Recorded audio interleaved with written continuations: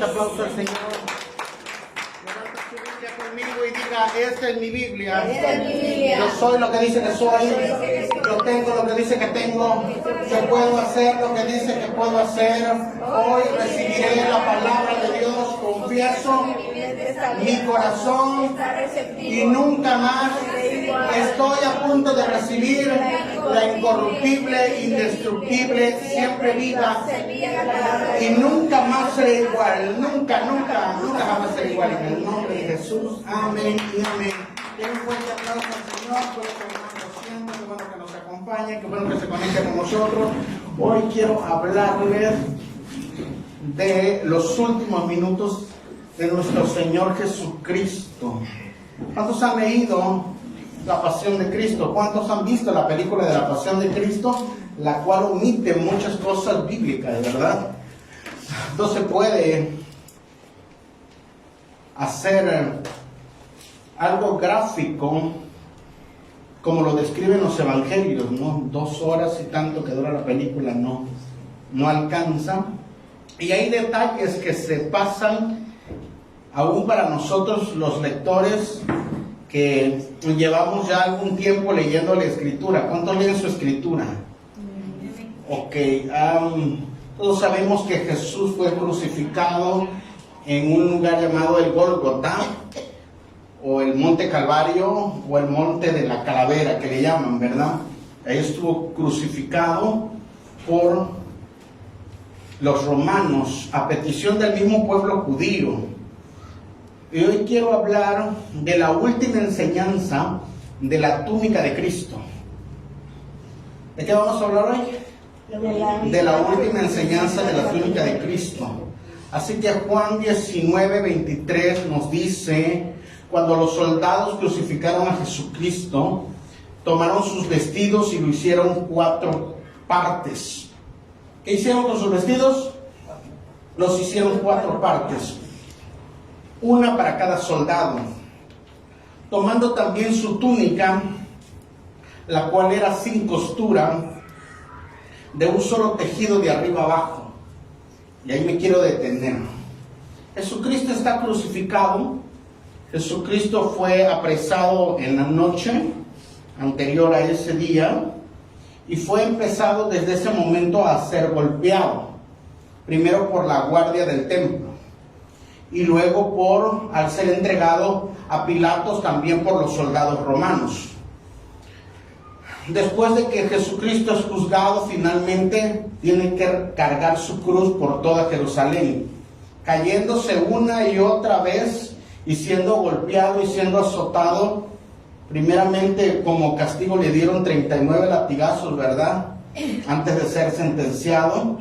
Sabemos que la forma brutal de castigo de los romanos era que el látigo contenía puntas de plomo con hueso, así que cuando golpeaba la punta o el látigo, no solo causaba una herida de hinchazón, sino que el hueso y el plomo golpeaban internamente los órganos y luego se enterraba el hueso y con eso levantaba la carne. Así que en esa cuestión él perdió muchísima sangre y estaba herido totalmente. Sus costillas podrían verse y su espina dorsal también podría quedar expuesta en algunas partes. Aparte que le pusieron una corona de espinas, ¿verdad? Le pegaban con un palo diciendo que era un cetro y lo abofetearon y lo golpearon muchas veces, de tal forma que no sé cómo veía nuestro Señor Jesucristo, pero él tuvo que llevar una cruz como de 70 kilos, 75 kilogramos, por toda Jerusalén hasta llegar al Monte Calvario, donde él cayó varias veces, ¿no? Ahora, después de eso, lo acostaron en la cruz y lo clavaron, ¿no? La mayoría de los sentenciados los amarraban y a Jesucristo no, le pusieron clavos, ¿verdad? Los clavos tenían que ser sobre las muñecas, porque si lo ponían sobre las palmas se desgarraba y podría caerse, así que pusieron los clavos sobre las muñecas y sobre sus pies. Así que el esfuerzo total que hacía Jesucristo al levantarse para poder respirar era descomunal. Las heridas estaban abiertas y la sangre brotaba a borbotones. El sol estaba en su punto y aunado a eso la gente se estaba burlando de él. Pero no podían dejar el cuerpo ahí. O sea, los soldados romanos inventaron este tipo de castigo y de tortura para los malhechores, pero ellos se tenían que asegurar de que no solo recibieran la golpiza, no solo fueran exhibidos, y eso era no solo un golpe físico, sino también un golpe emocional, y posteriormente estar crucificado ahí aproximadamente 12 horas. Pero aún así ellos no querían pues perder la oportunidad de humillarlo una y otra vez, y que si los dejaban los soldados, en algún momento dado vinieran los familiares o alguien y desclavaran a la persona, ¿no? Entonces los soldados romanos se aseguraban de que el criminal hubiese muerto, así que esperaban que muriese. Pero en el caso de Jesús dice la Escritura que a cierta hora del día, aproximadamente a las 12, se oscureció, y después de eso hubo un temblor. Así que ellos pues tenían que asegurar de que Jesucristo muriera, ¿no? Ellos estaban ahí esperando que Jesucristo muriera, pero antes de subirlo a la cruz, le tuvieron que quitar su ropa. ¿Por qué? Porque era costumbre de que el malhechor tenía que, en una última cuestión de humillación, lo tenían que poner desnudo. Los soldados romanos no tenían un sentido de misericordia por nadie. Los judíos, al parecer, tenían un poquito de más misericordia y decían, no. Bueno, está bien que ya lo vamos a matar o lo vamos a crucificar, pero al menos póngale un trapo, ¿no? Eran un poco más buenos, ¿no?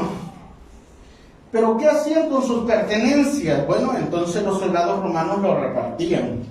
Y por eso dice la Escritura que los soldados tomaron las vestiduras de Jesucristo y las partieron. No solo lo hacían con Jesucristo, lo hacían con todo criminal, ¿eh?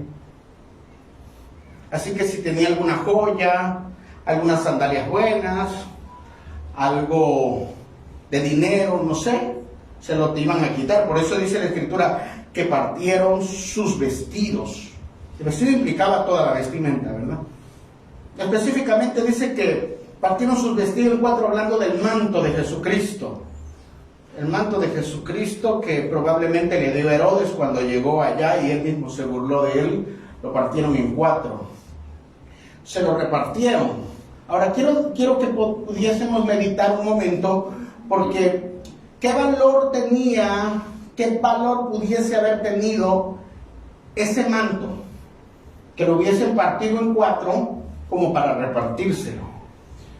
Antes de eso tuve que hacer un breve resumen de todo lo que le hicieron a Jesús y cómo iba manchado quizá ese manto, con sangre, con polvo, probablemente golpes de los latigazos, deshilachado en algunas partes, pero aún así los soldados romanos lo querían. ¿Qué valor tenía? Entonces, cuando la gente me puede decir que Jesucristo era pobre en su ministerio, yo puedo decir que no. El ministerio de nuestro Señor Jesucristo fue un ministerio próspero. Y el ministerio próspero de Jesucristo, la palabra prosperidad, según lo que dice el tercero de Juan 1:2, amado, yo deseo que seas prosperado, significa que tenía todo lo necesario para poder hacer la obra. Así que el manto que tenía Jesucristo era muy costoso, porque aún con sangre, con polvo y con todos los golpes que había recibido, aún los soldados querían tener parte de esa vestimenta. Me llama la atención también la túnica. La túnica es la parte interna, ¿verdad? Como la ropa. Y esa túnica era sin costura. Significa que esa vestimenta o ese traje, ¿verdad?, tuvo que haber hecho en una sola hilada. No estaba compuesto por partes, sino era de una sola pieza. Así que era algo inusual y era algo más costoso que aún las prendas que se vendían en la época. Así que los romanos dijeron: no vamos a romper la túnica, la vamos a rifar. Y la escritura dice que ellos echaron suertes sobre la vestimenta. Ahora, todo lo que hacía Jesucristo y aún todo lo que traía formaba parte de una profecía. El sumo sacerdote también llevaba en el Antiguo Testamento una túnica.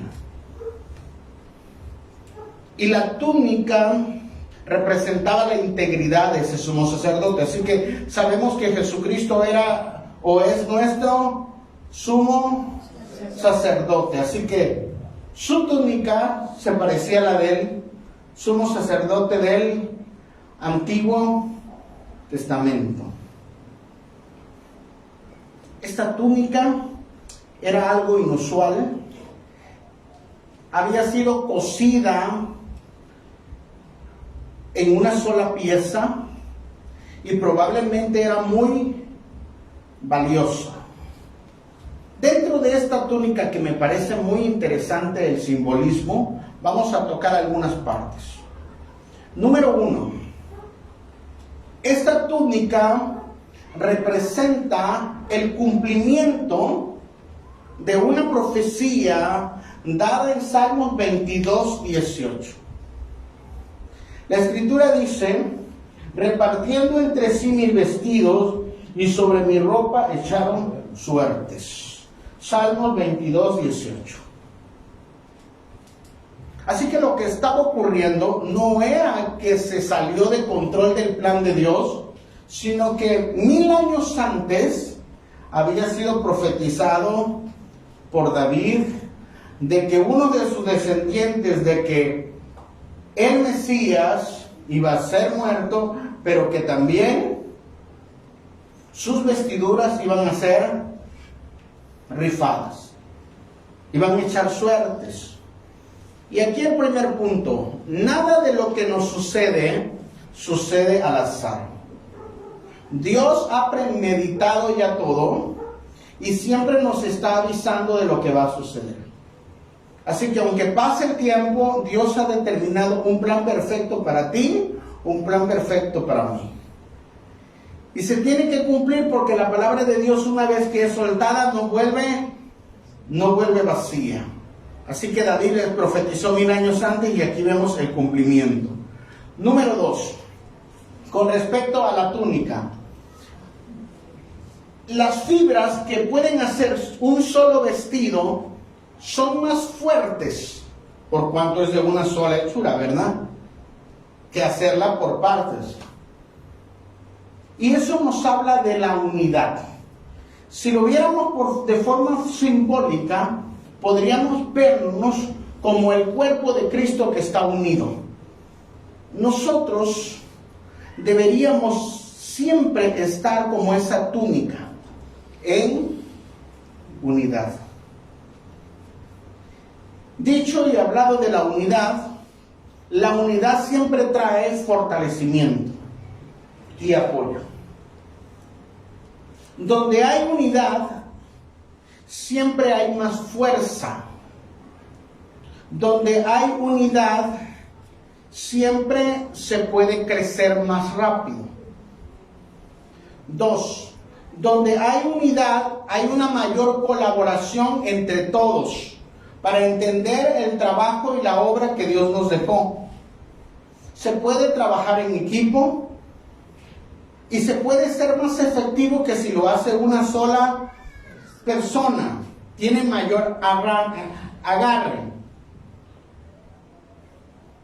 Dentro de la unidad siempre hay paz y armonía. Así que son los beneficios de estar unidos en el cuerpo de Cristo y ser de una sola pieza. Por eso el Salmo 133 nos dice: mirad cuán bueno y cuán agradable es que los hermanos estén peleándose, chismeando unos con otros, mirando los defectos unos de otros.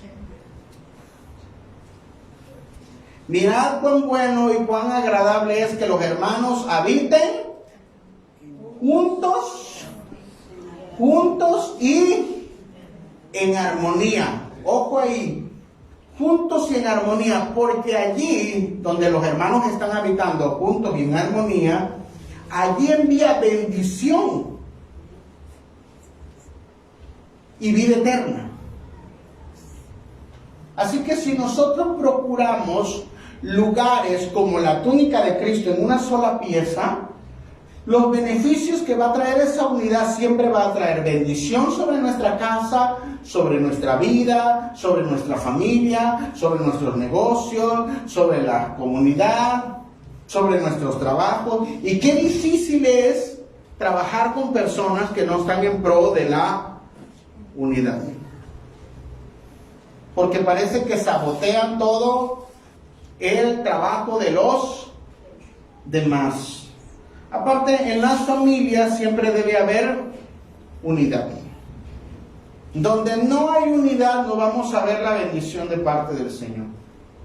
Así que, qué mejor que los padres, los hijos, convivan, habiten juntos y trabajen, porque es un trabajo, ¿verdad? La unidad y la armonía siempre será un trabajo de todos. No solo del líder, no solo del papá, sino de todos. ¿Para qué? Para que ahí Dios repose y envíe Dios bendición y vida eterna.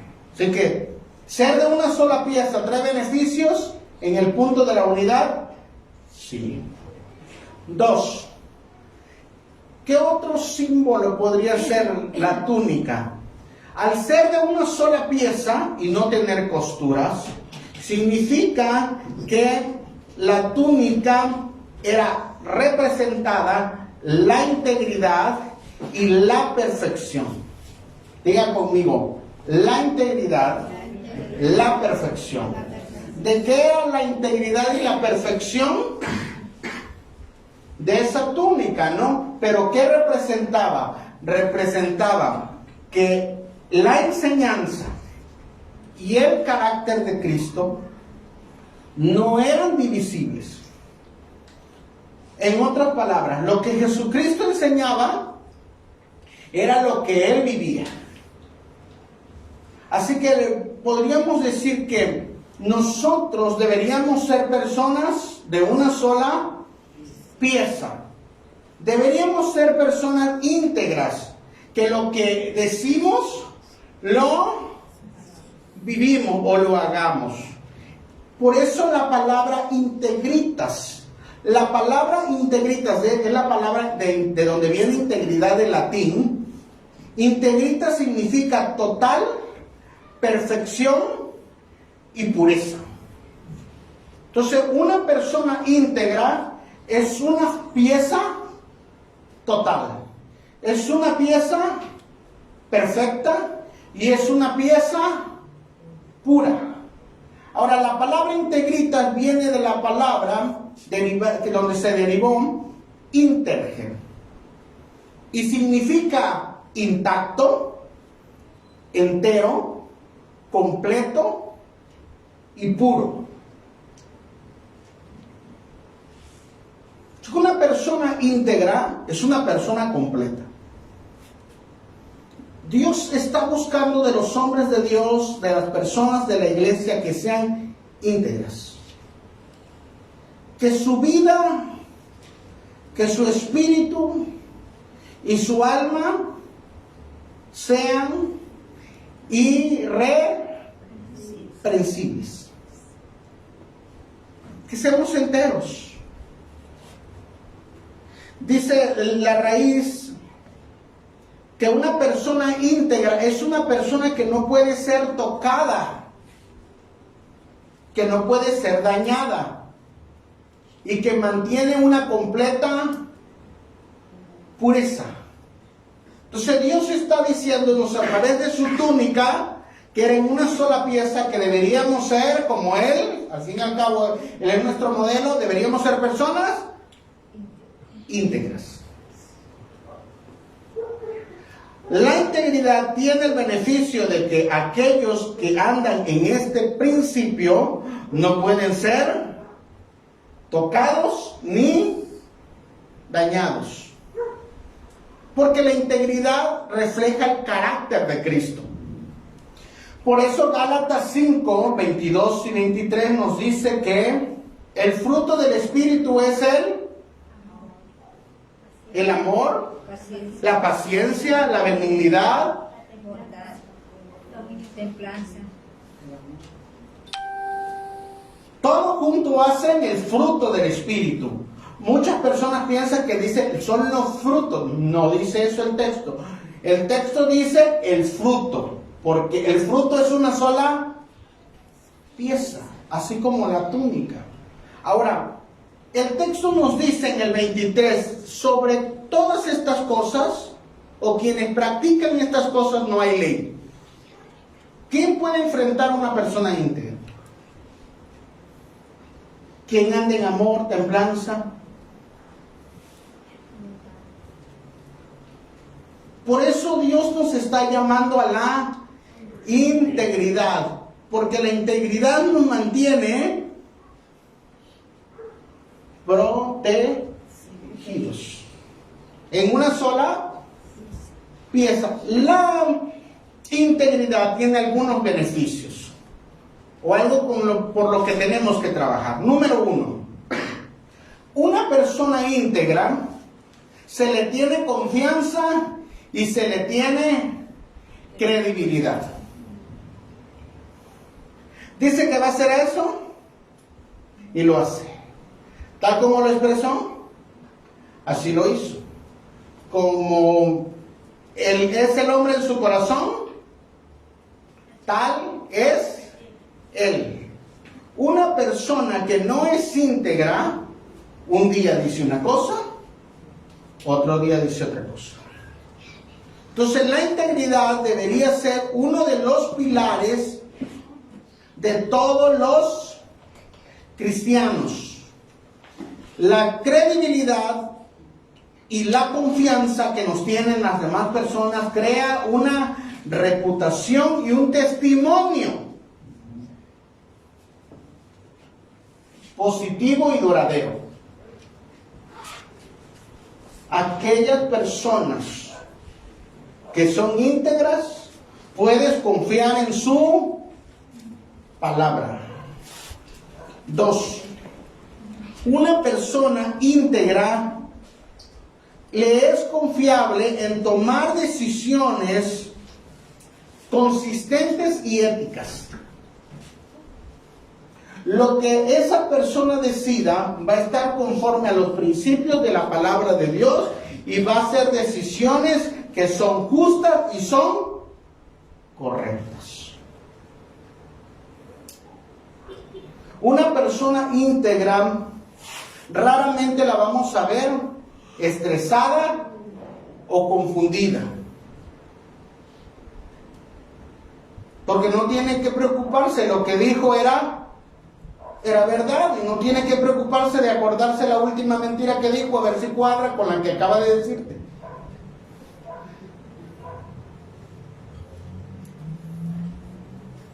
Son personas que son constantes en lo que hacen, porque se han decidido a caminar en la rectitud, y son personas que tienen un impacto positivo en la sociedad. La gente cree en ellos, la gente los pone en ejemplo, sus niveles estándares éticos son altos y se puede tener como testimonio y son personas que adquieren respeto.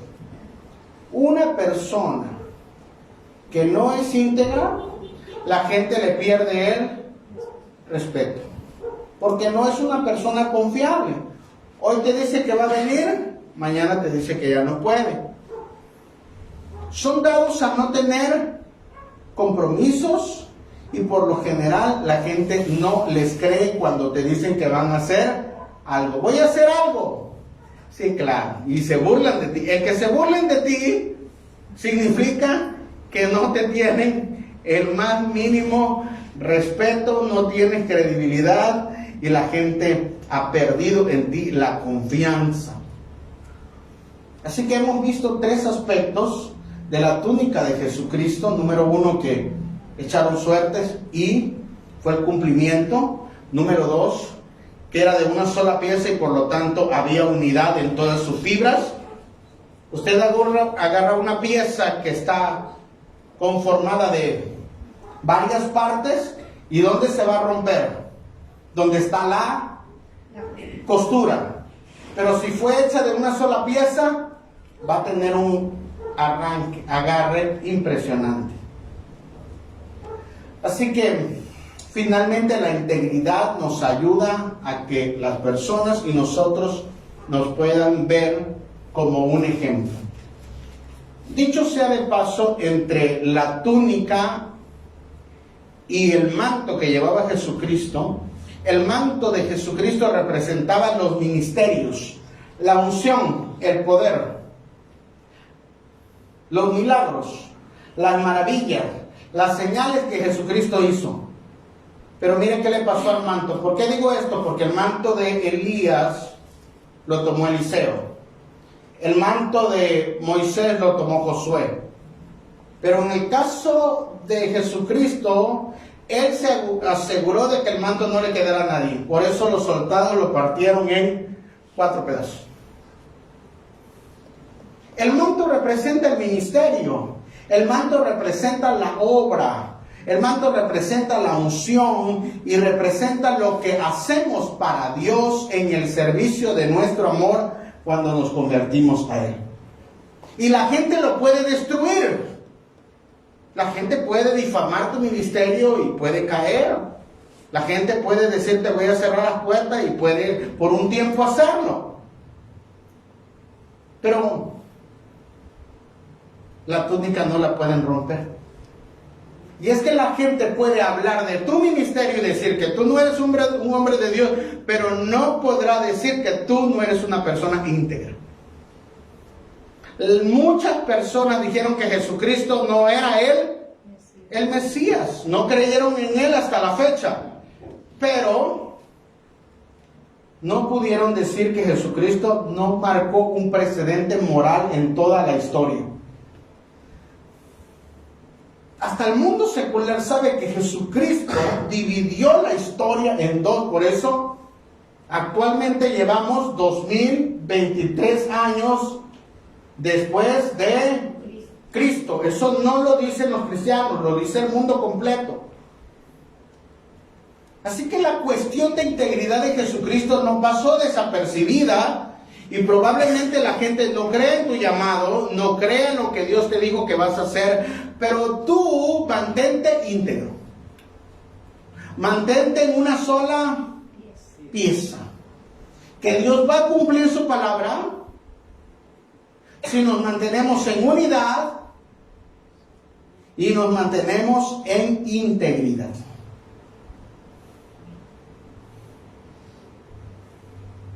Hay cosas buenas que Dios está haciendo en el pueblo de Dios. La que sí. Así que quiero hablar del mejor guerrero del cristianismo. Y es que cuando se enfrentaban 2 pueblos, para que no hubiese demasiados muertos, se enfrentaba el mejor hombre con el mejor hombre. y el que ganase, a ese se le daba la victoria del ejército. Así que llamo a la luz al apóstol Pedro, que es el mejor hombre o el mejor discípulo que el cristianismo ha tenido de la iglesia primitiva. Así que vamos a ver algunas cualidades dentro de la integridad del apóstol Pedro, y a lo mejor nosotros nos identificamos con alguna de ellas. ¿Cuáles son las cualidades que tenía el apóstol Pedro? Número 1, tenía una fe firme. Cuando Jesucristo preguntó, ¿quién dicen que soy?, Pedro rápidamente salió diciendo, tú eres el Cristo, el Hijo de Dios vivo. Así que deberíamos imitar al apóstol Pedro en esta área, sabiendo que Dios es nuestro Dios, no es de mi papá, no es el vecino, no es porque me traiga la fuerza, sino porque yo entiendo de que Dios es Dios y que Jesucristo es el Hijo de Dios y que es nuestro Señor y nuestro Salvador. Ahora, tenía otra característica. Pedro era líder. En el día del Pentecostés, aunque habían 120 personas, el que se levantó primero a predicar fue él. Su audacia de liderazgo hizo que se ganaran 3,000 personas en ese primer sermón. 3. Pedro era una persona humilde. Era una persona recia, pero era una persona humilde. Al ver la manifestación de la bondad de Dios. Cuando Jesucristo se sube a la barca y hace la pesca milagrosa, Pedro no estaba enfocado en el milagro. Pedro se le queda viendo a Jesucristo y le dice, apártate de mí, porque soy un pecador. Así que Pedro está reconociendo a Dios cada vez que Él se manifiesta o se revela en su vida. Otra característica que Pedro tenía es que él era una persona valiente. Cierta vez los habían encarcelado a todos. Y el Sanedrín les dijo que no predicasen el Evangelio. Y que si no lo iban a azotar. Y que probablemente los iban a matar.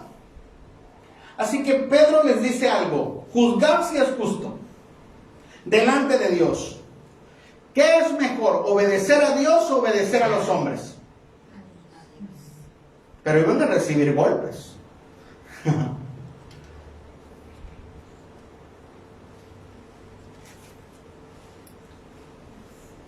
El primero que padeció esto fue Jacobo, el mayor. Le cortaron la cabeza. O sea, no era nada más de decir, yo soy cristiano, hermano. No, yo voy a seguir las enseñanzas de Jesucristo. No. Implicaba esa valentía, estar dispuesto a dar su vida. Y el punto número 5, que es número de gracia, es que si algo tenía Pedro es el amor por Jesucristo. El amor por Jesucristo y por los demás. Por eso Jesucristo va por Pedro a Galilea. Y aunque él había fallado, Jesucristo sabe que el amor que tiene por él, se lo repite 3 veces, ¿me amas? Y él le dice, tú lo sabes. Así que, sabiendo que tiene amor por él y por las personas, le dice, apacienta mis ovejas.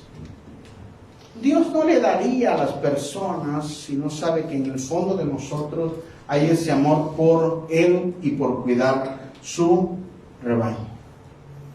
Así que hay 5 cualidades del apóstol Pedro. Pedro era un pescador de Galilea y fue uno de los primeros discípulos de Jesucristo. Aquí están 5 cualidades: una fe firme, una humildad, un liderazgo, un amor por Dios y por su pueblo y una gran valentía. Son rasgos del carácter que nos hacen ser de una sola pieza. Ahora, el apóstol Pedro, del que estamos hablando, hizo 5 grandes milagros que son impresionantes. Número 1, sanó a un cojo del templo. Así que él entró al templo, a la oración, a la hora de la oración, y vio a un cojo de nacimiento, y el cojo extendió la mano y le dijo: por favor, dame una moneda, porque estoy mendigando. Y el apóstol Pedro le dice: no tengo oro y no tengo plata, pero de lo que tengo, te doy. Lo toma de la mano y se pone en pie. Y por ese milagro se salvaron 5,000 personas.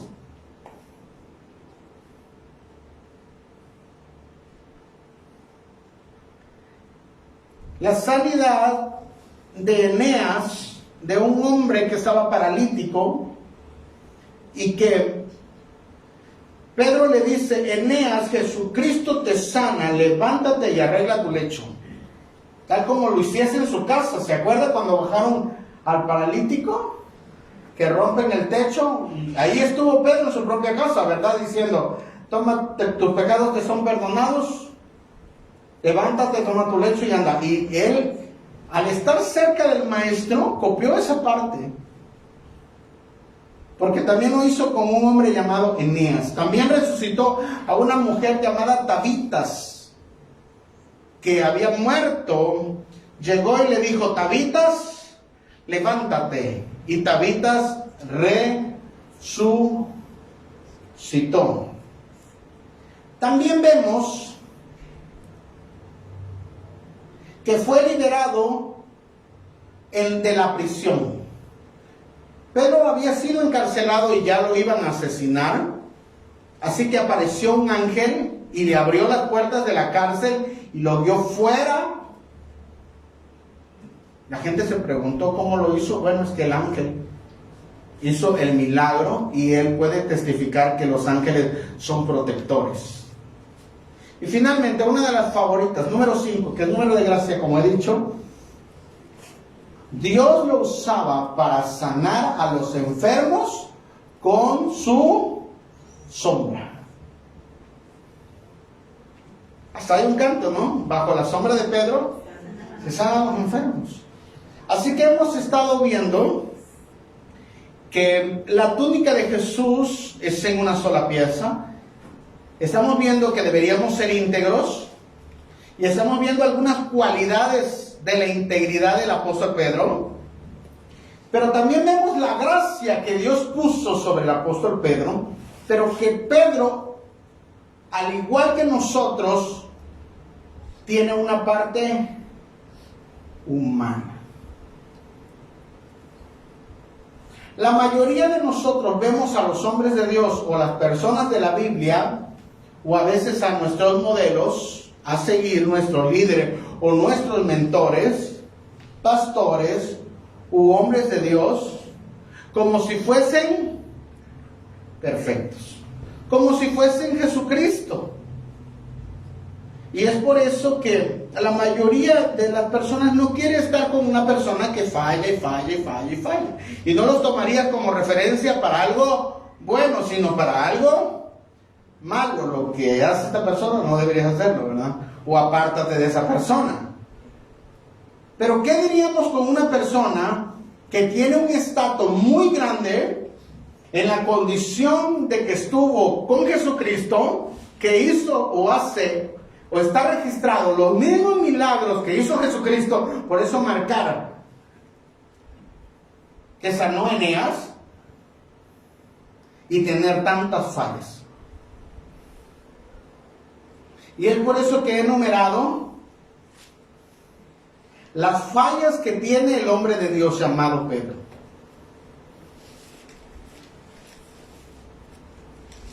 Así que si pensó que estaba yo calmado en la predicación, aquí viene lo bueno. Algunas fallas que tenía el apóstol Pedro. Número 1, era un hipócrita.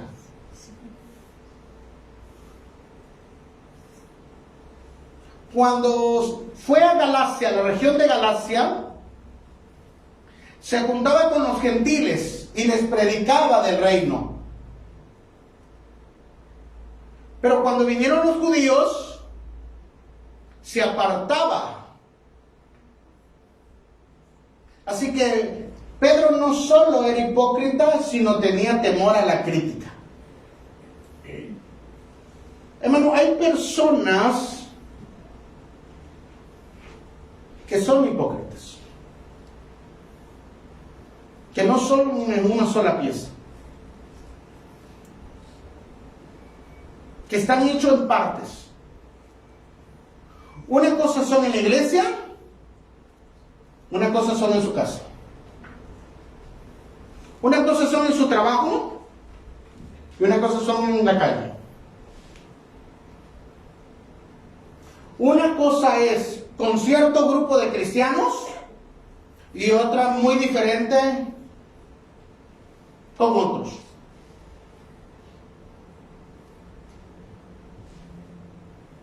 Si están con algunos líderes, se comportan como personas amables, cordiales, buenas personas.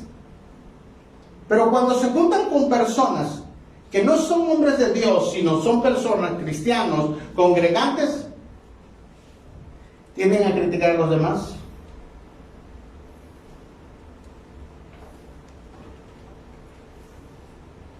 Son personas hipócritas y que tienen temor a la crítica. Ahora, Pedro tenía un amigo de milicia llamado Bernabé. Pero dice la Escritura en Gálatas que por causa de su simulación, o sea, por causa de su hipocresía, influenció a este hombre llamado Bernabé, que era un hombre llamado hijo de consolación. O sea, que él era un buen cristiano. Bernabé era un buen cristiano, pero por causa de la influencia hipócrita de Pedro, Bernabé terminó siendo un hipócrita. Así que el apóstol Pedro era una mala influencia. Ya no era Simón, ya era el apóstol Pedro. Y ya habían pasado 14 años de que Jesucristo había ascendido a los cielos.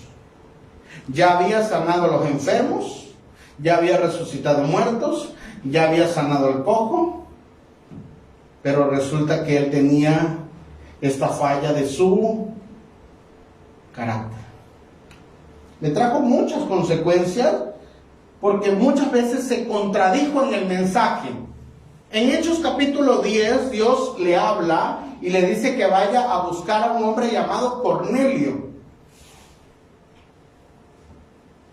Llegan por él y le presenta el mensaje de salvación. Y cuando él está disertando, el Espíritu Santo viene sobre la casa de Cornelio y reciben al Espíritu Santo. ¿Y sabe qué dice Pedro? ¿Quién soy yo para retener al Espíritu Santo? Si se lo dio Dios a los gentiles, pues que lo reciban, pero estaban puros gentiles.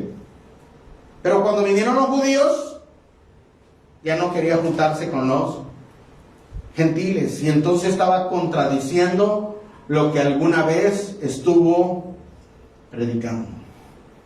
¿Y cuántas veces nosotros mismos nos contradecimos en lo que decimos?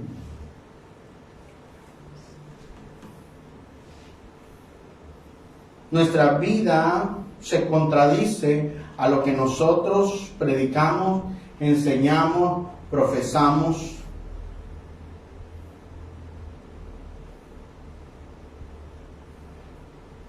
Pedro era una persona impulsiva.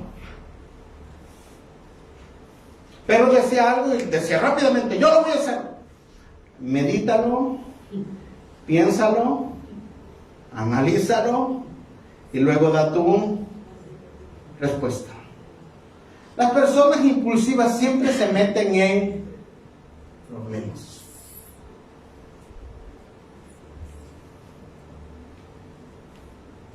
Después vemos que negó a Jesús. Bueno, todo el mundo tenemos registrado eso en nuestra mente, que Pedro negó a Jesús 3 veces tenían miedo, y finalmente Pedro no comprendía algunas cosas. Cierta vez Jesucristo dijo que era necesario que fuese crucificado. Pedro, siendo impulsivo, le dijo: Señor, escapa. Jesucristo lo miró y le dijo: apártate de mí, Satanás, porque me eres piedra de tropiezo. El discípulo, el mejor discípulo de Jesucristo. Hay cosas que nosotros nos falta comprender en la palabra. Saber que Dios tiene un plan perfecto y que muchas veces nosotros pensamos que si no nos están saliendo las cosas podríamos ayudar a Dios. Pero Dios ha determinado a través de su palabra cuál es el camino. Si nosotros somos obedientes, si nosotros somos humildes, si nosotros somos con las cualidades que tiene Pedro, seguramente Dios trabajará con nosotros y con nuestro corazón para salir adelante. Así que, haciéndose usted una revisión, ¿en cuántas de ustedes cae de estas? Márquela en su mente, en su corazón, porque si el apóstol Pedro sale reprobado, ¿verdad? Creo que nosotros también seremos reprobados. ¿Cuántas veces nosotros somos hipócritas? ¿Cuántas veces nosotros... Es más, no decimos que somos cristianos. Alguien se convierte por ahí y dice: yo soy cristiano, y dice: yo también. Es de la secreta. Estaba camuflajeado aquí.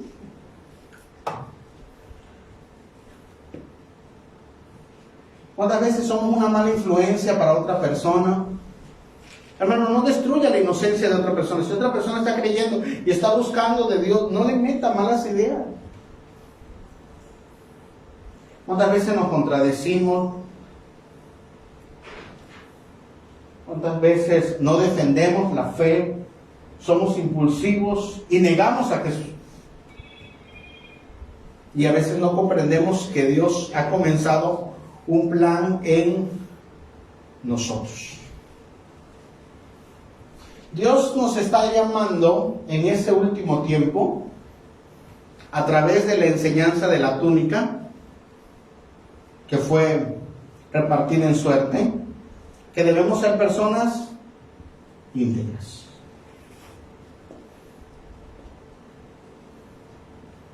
Pero que no somos, hoy vengo a dar este mensaje, que no somos perfectos.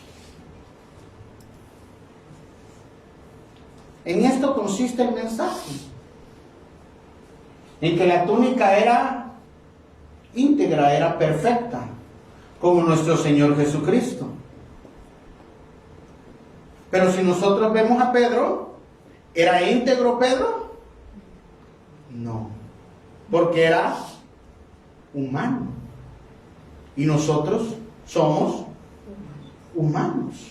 Entonces dice Hebreos 4:15, el diablo le puso a Jesucristo las mismas trampas que nos pone a nosotros para hacernos pecar.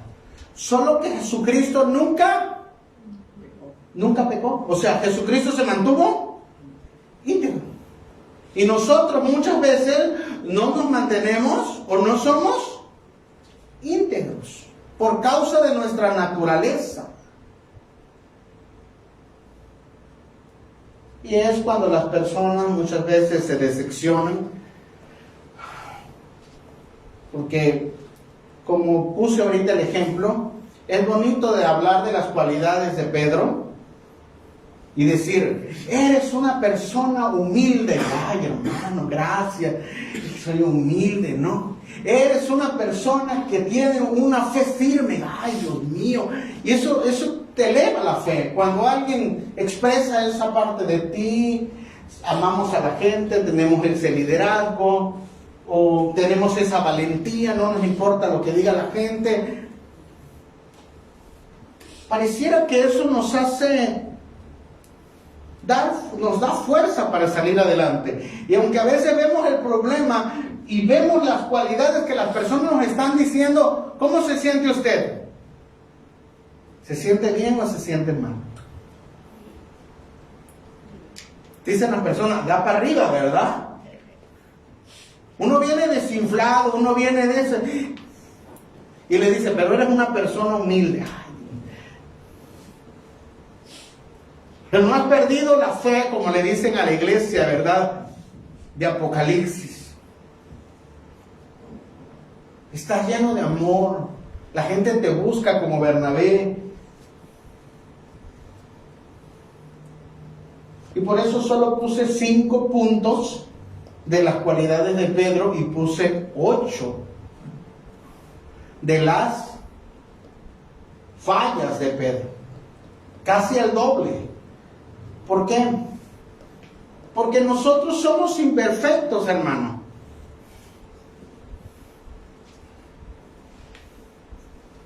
Y al no ser íntegros nosotros como Jesucristo, lo que nos vamos a enfocar siempre, no solo en no ser íntegros, sino en ver el doble de lo malo que tienen las personas. Entonces no decimos, yo soy hipócrita. Decimos, eres hipócrita. Y parece que traes una ametralladora tipo Rambo, ¿verdad? Y le empieza a decir, cuando ya agarra, dice, te lo voy a decir en el amor de Cristo. Cuando alguien te dice que te lo va a decir en el amor de Cristo, prepárate para, mejor ponte una cazuela o ponte algo, porque te va a tirar con todo. No te va a decir lo bueno que tienes, ni lo bueno que hiciste por él. No, te va a agarrar y te va a decir, es que eres un hipócrita, es que no tienes temor, es que eres una mala influencia, es que te contradice, es que eres impulsivo, es que siempre niegas a Jesús, es que no comprendes la palabra. Y entonces empieza a hacerle como el chavo, ¿no? ¿Qué le pasó, hermano? Le dio la garrotea.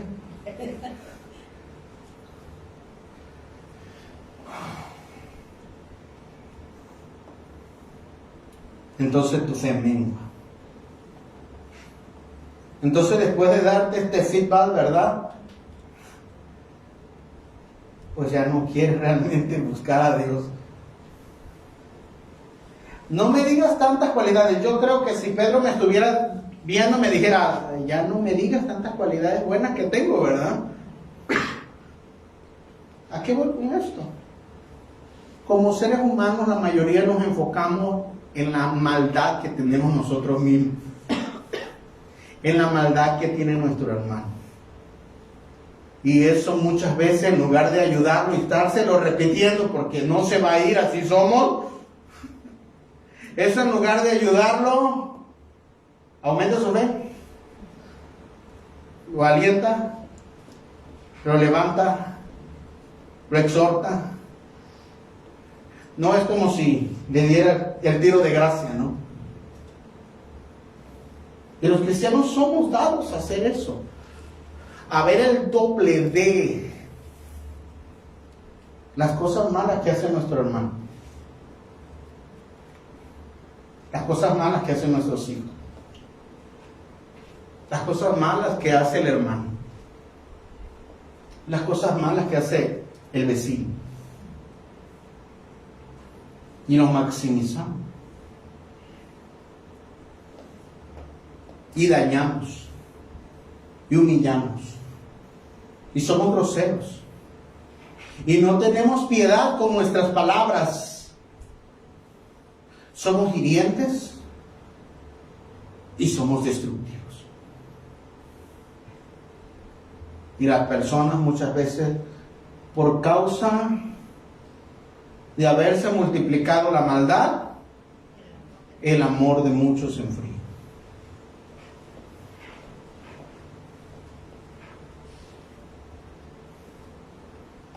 Y el apóstol Pedro lo sabe.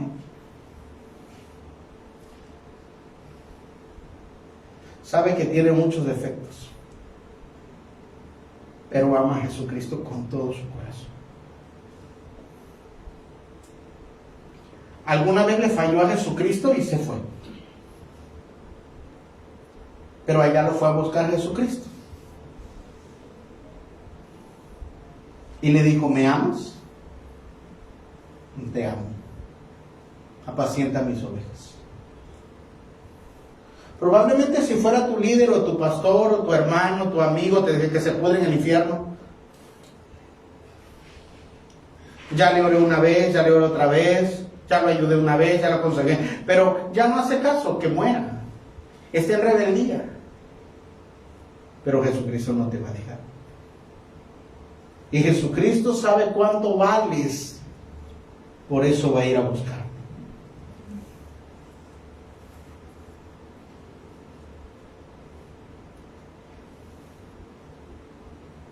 Él sabe que eres valioso. Y aunque sabe que hay cosas que va a corregir en nuestra vida, nos damos cuenta que cuando llegó con Pedro no le empezó a decir, me negaste, ¿eh? Yo estaba ahí, el ojo de Jehová estaba ahí. No. Pedro estaba en una dificultad, no había pescado. Y le grita, ¡hey muchachos! ¿Qué están haciendo? Hay una silueta por ahí. Y todos, ¡es el maestro! Le grita, tírenla a la derecha. Y tiran la red a la derecha y se carga la red. Esta escena la conozco. Así sucedió cuando me convertí a Jesucristo. Es el maestro y dice la escritura que se pone su ropa y se tira al mar. Empieza a nadar. Los demás traen la barca. La barca se está hundiendo como al principio y todos, maestro, maestro, pero él de lejos. Hola Jesús. Hola Pedro. ¿Tienes hambre?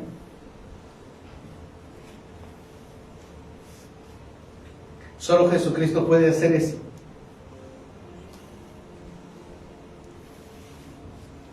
Me viene a reclamar. ¿Y sabe cuál es la palabra de Jesucristo? ¿Tienes un pescado?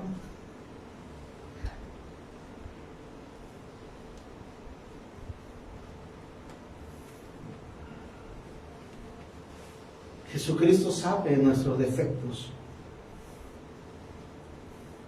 Él ya lo sabía cuando nos eligió. Aún así decidió Él morir por nosotros. Y Él sabía cuántas veces nos íbamos a equivocar y cuántas veces íbamos a ir delante de Él y decirle, perdóname. Y al ratito íbamos a hacer exactamente lo mismo. Pero Jesucristo no es Pedro. Jesucristo no es otro hermano. Jesucristo es el Hijo de Dios. Y no se va a rendir por ti. No se va a rendir. Aun cuando tengamos un montón de defectos, Él lo va a ver como una oportunidad para glorificarse.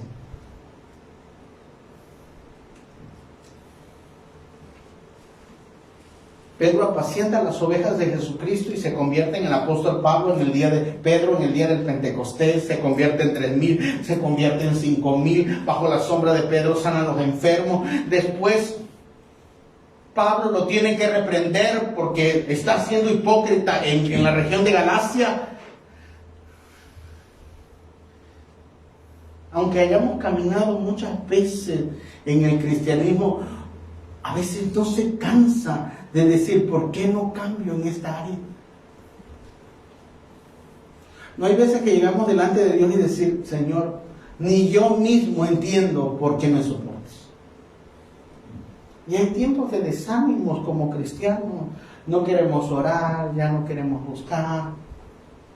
Le vemos todo lo malo a las cosas.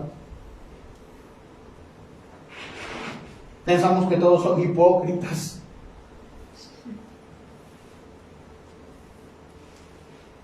Y ya habían pasado 14 años. Pero eso no significa que las personas se convierten un día y pasan 10, 20 años y ya se vuelven perfectas. Eso es un gran error, hermano. Dios está trabajando hasta el último momento contigo, conmigo. Y hoy vengo a darte esa palabra: no te desanimes, porque Dios está trabajando contigo. Dios está trabajando con tu casa, Dios está trabajando con tu familia, Dios está trabajando con tus hijos. Pastor, pero yo no veo cómo. Es que hay algunas cosas que no nos competen a nosotros, solo le competen a Dios.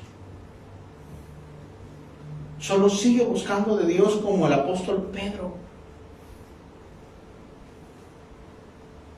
Cuando le reprendió el apóstol Pablo, ¿quién era el apóstol Pablo? Y le dijo, tú eres un hipócrita, ahí delante de todos. No lo llamó. No lo llamó aparte. Ahí mismo lo exhibió. Pablo era una persona muy recia. De repente se ensoberbecía también. Por eso le pusieron como un candadito ahí, un aguijón de carne. Lo regañó delante de todos. Pareciera que el respeto que había acumulado Pedro se había perdido en ese momento.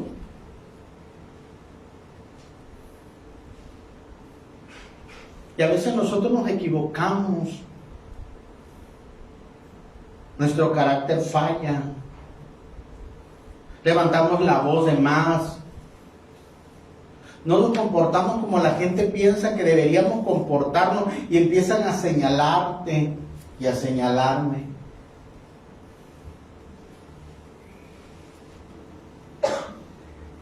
Pero Dios está trabajando contigo y Dios está trabajando conmigo. Por ver que sigue la última, creo que es.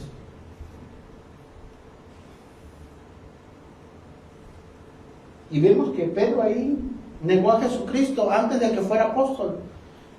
Y luego vemos a un hombre llamado Juan Marcos. En Hechos capítulo 13. Vemos que este hombre Juan Marcos se va al primer viaje misionero con Saulo, que después se convierte en Pablo, y con su tío Bernabé, y se van a hacer el primer viaje misionero. Y él les dice, Juan les dice, yo voy a ir con ustedes, animado y todo. Y Pablo le dice, pero vamos a entrar a la Sierra del Toro. Y Juan dice, no, yo ahí no entro, está muy frío, está muy difícil ahí. ¿Sabes qué, Saulo? ¿Sabes qué, Bernabé? Ahí nos vemos, y se regresa. Y ahí nos deja. Y él es el escriba. ¿Cómo creen que lo tomó el apóstol Pablo? ¿Será que lo felicitó? ¿Será que le mandó un email diciendo, qué bueno, Juan, que nos dejaste aquí abandonado? No, se enoja. Y se enoja feo. Cuando va a ser el segundo viaje misionero el apóstol Pablo, nuevamente Juan les dice, voy con ustedes. Y Pablo le dice, no quiero verte. No quiero verte. Vete. No me sirves para nada. ¿Y cuántas veces nosotros, por causa de nuestras debilidades, parece que no encajamos con ciertas personas? No tienes la fe suficiente, lo siento, aquí no puedes venir a orar. No tienes el dinero suficiente, lo siento, no puedo llamarte al liderazgo.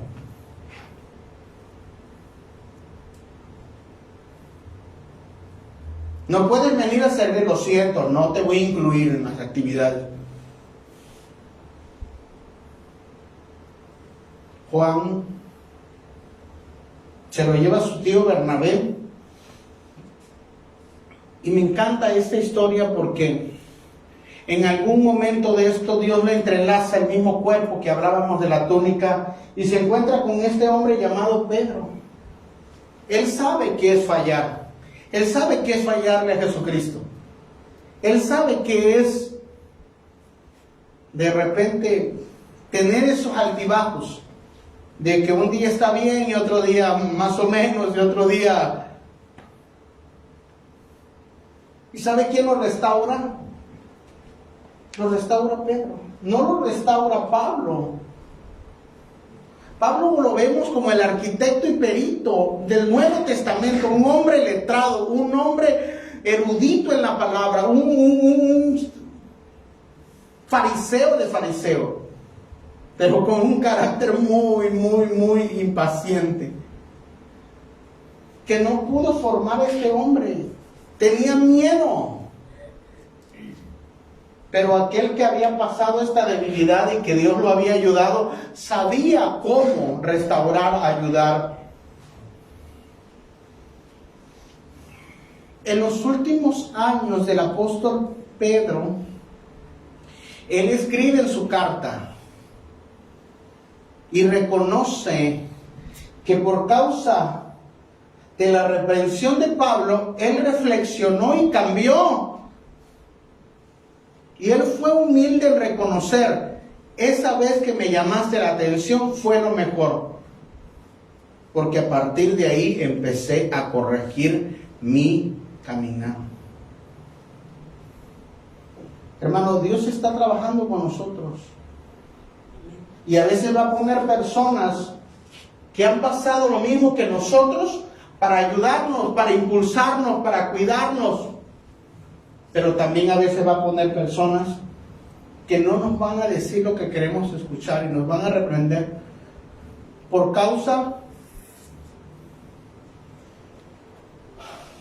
de que Dios no se ha detenido en el trabajo que está haciendo contigo.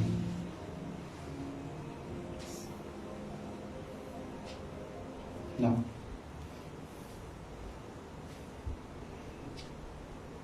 Y el Señor me dijo, diles que yo no me he rendido, que yo estoy trabajando con ellos. Gloria a Dios. El último texto que el Señor me dio es ese. Dios dice, el que comenzó en vosotros la buena obra, la irá perfeccionando hasta el día de Cristo Jesús. ¿Y sabes qué nos dice? El apóstol Pablo dice, estoy convencido del que comenzó la buena obra en ti, la va a terminar. Y a lo mejor el enemigo muchas veces solamente te enseña todos los defectos. Pero recuerda, Jesucristo te eligió por las buenas cualidades. Y Él, si te caes, te irá a buscar. Te va a levantar, te va a ayudar, te va a consolar, te va a fortalecer, te va a cuidar. Quizá nunca lleguemos a ser en una sola pieza, ¿verdad? Hasta que venga el arrebatamiento.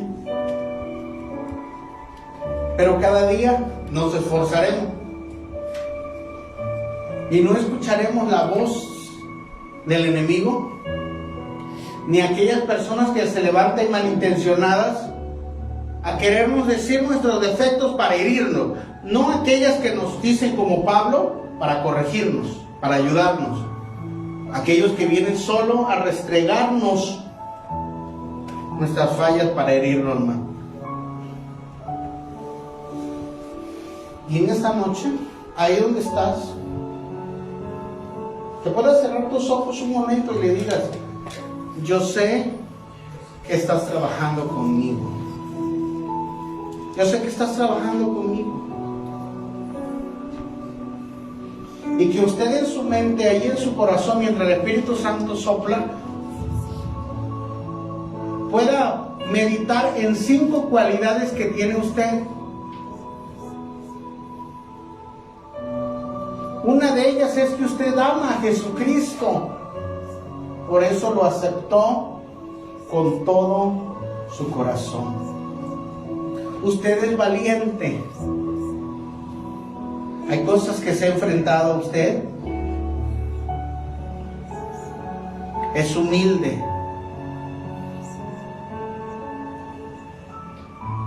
Ha tenido que hacer cosas en su casa, en su familia, muchas veces estando solo, muchas veces teniendo miedo.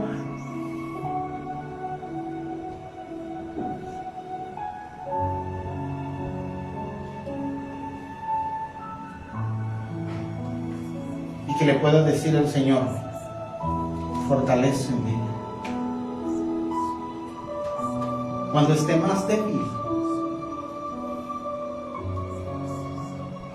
Jesucristo irá hasta Galilea una vez más. Irá a tu habitación. Irá ahí donde no tienes fuerza. Irá ahí en tu lecho.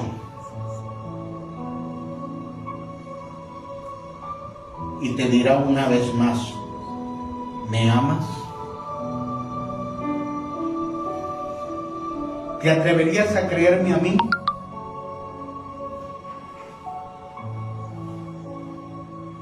Cuando vino el Espíritu Santo por primera vez sobre ti para que te convirtieses, nunca viste tus defectos. El Espíritu de Dios estaba trabajando ahí. Y sigue trabajando en ti.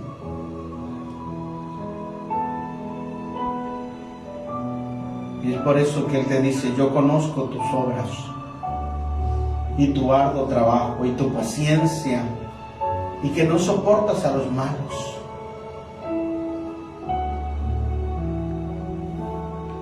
Yo quiero venir a fortalecerte, te dice el Señor. Como Elías, come pan, bebe un poco más, porque el largo camino te resta. En el nombre de Jesús, recibe esas fuerzas en el nombre de Jesús.